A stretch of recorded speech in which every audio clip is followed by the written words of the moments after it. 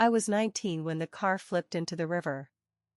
The last thing I remember is cold water filling my lungs and my best friend, Jamie, screaming my name. 3 months later, I woke up in a hospital bed with a tube in my throat and a stranger holding my hand. "Lena," the woman whispered. "Oh, thank God, you're awake." I tried to speak, but my voice was gone. The woman, she looked like my mom, but older, tired, handed me a notepad. I scribbled, "Who are you?" She burst into tears. "It's me, honey. It's Mom." That's when I noticed the wedding ring on her finger. The same one my dad had given her before he died. The same one she swore she'd never take off. I wrote, "Where's Jamie?" Mom's face went pale. She hesitated, then said, "Jamie's not here right now." But I knew that look. The way her eyes darted away. The way her fingers twisted the ring around her finger. I spent the next week piecing it together.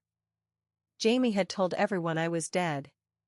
She'd moved into my house, started calling my mom Mom, even changed her last name to match ours.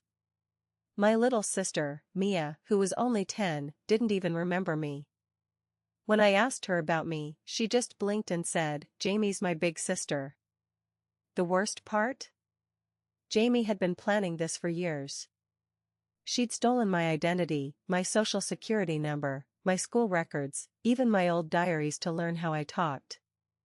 She'd forged documents, lied to my family, and when the accident happened, she saw her chance. I confronted her in my own bedroom, the one that now had her clothes in the closet, her posters on the walls. She was sitting on my bed, painting her nails the same shade of blue I always wore. "Lena," she said, like she was seeing a ghost. You're supposed to be dead." I didn't say anything. I just threw the stack of papers at her, bank statements, school transcripts, a letter from the DMV with her photo but my name. She didn't even flinch. "You were gone," she said, like that explained everything. "You were just gone. And I was here. I was always here." I wanted to scream. I wanted to hit her. But all I could do was whisper, "Mia thinks you're her sister." Jamie smiled. "She loves me. They all do." That night, I packed a bag with a few things of mine she hadn't thrown away. I left a note for my mom, explaining everything. And then I walked out of the only home I'd ever known. A week later, Jamie was arrested for identity theft. My family visited me in the tiny apartment I was renting, begging me to come home. But how could I? The house wasn't mine anymore. The life I'd known was gone. Jamie took everything from me. But the one thing she couldn't steal? The truth.